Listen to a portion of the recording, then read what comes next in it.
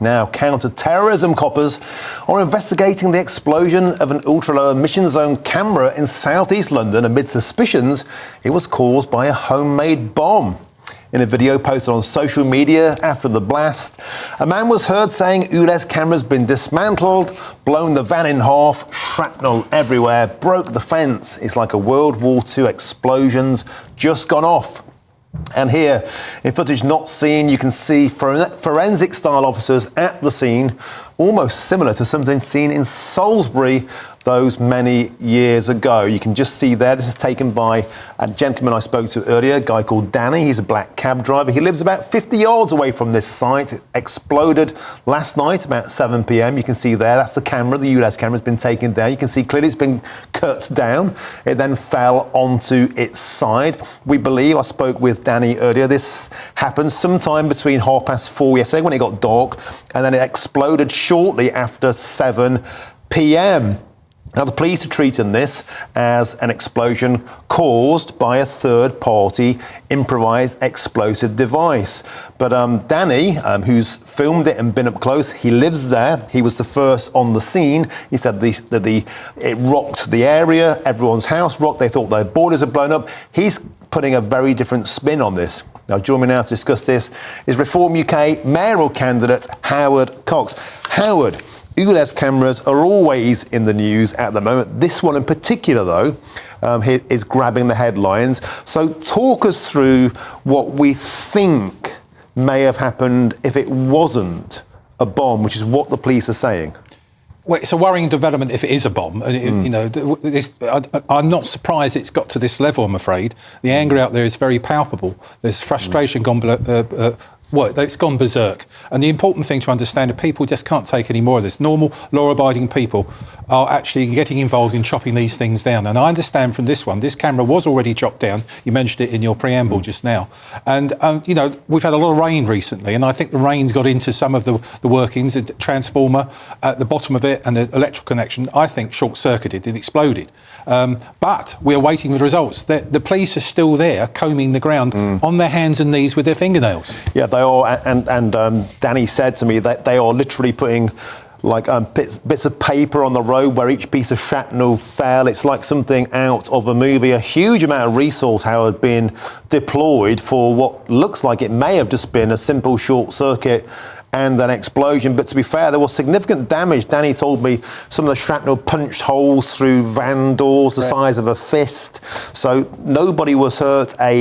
A bus driver who was in the area was put in the back of a fire engine. He had oxygen. He was obviously just shocked. Nobody was hurt, mercifully. Khan is calling this grotesquely irresponsible. A lot of people think that, though, about his ULEZ scheme. Well, exactly. And the point is, we're both speculating. We're not sure what's happening. We've got to obviously wait till the police come back to us, and I look forward to hear the results. But I hope Sadiq Khan is actually woken up by this now, because something like about 1,000 cameras across the whole of Greater London have been chopped down, have been dismantled, have been vandalised, whatever. And I don't condone that. That's not the way to do this. But the frustration, as I said earlier, is absolutely on a level that has not been seen before any political sort of thing. And don't forget, this was passed because of a public consultation agreement that 2 out of 3 were against the ULEZ expansion. But he still went ahead and did it. So I'm hoping he will wake up tomorrow and say, right, I'm getting rid of the ULEZ expansion. Hang on, a pig just flew by. It's not going to happen, is it? Very, very likely. Now, of course, Sadiq Khan will say this is about cleaner air for people. He will say it's about improving the quality of life, particularly for children and the elderly. Of course he will. But Danny painted a very different picture of people who live in that area where that camera is. The camera was cut down a matter of hours after it was erected, telling me a very different picture of elderly people who rely on their cars to do their shopping. This is almost on the Kent border. And they need their car to do their shopping, and extreme action has been taken, which of course we cannot condone, but people are very frustrated by this expansion.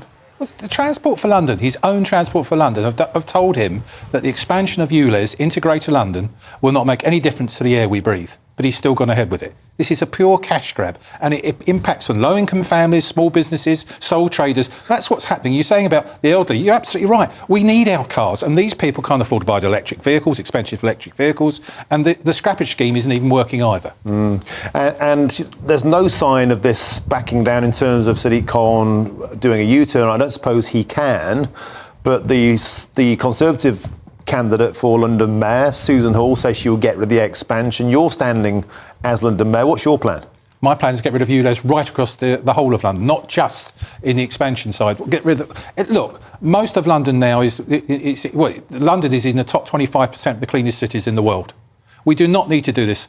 Technology's moved on from 10 to 15 years ago when there was polluting vehicles. Now, Euro 6 vehicles are very clean, but I understand he's actually planning to put these cameras in place for a pay per mile process. Everything we do, it's purely anti-car, it's purely a cash grab, and he's got to wake up, smell the proverbial coffee, and realise that no one's going to vote for him next year because of ULEZ. And in particular, I get a lot of calls, I speak to a lot of drivers, I always talk to drivers, and drivers in particular are getting very, very exasperated by this feeling that they are being whipped and bled dry. It's happening right across the country. It's not just, it's happening in Birmingham, it's happening in Aberdeen, it's in Bristol, Bath, Oxford, all these places now. The first thing on any of the councillors' budget sheet and in the Treasury in Whitehall is how much more can we get out of drivers.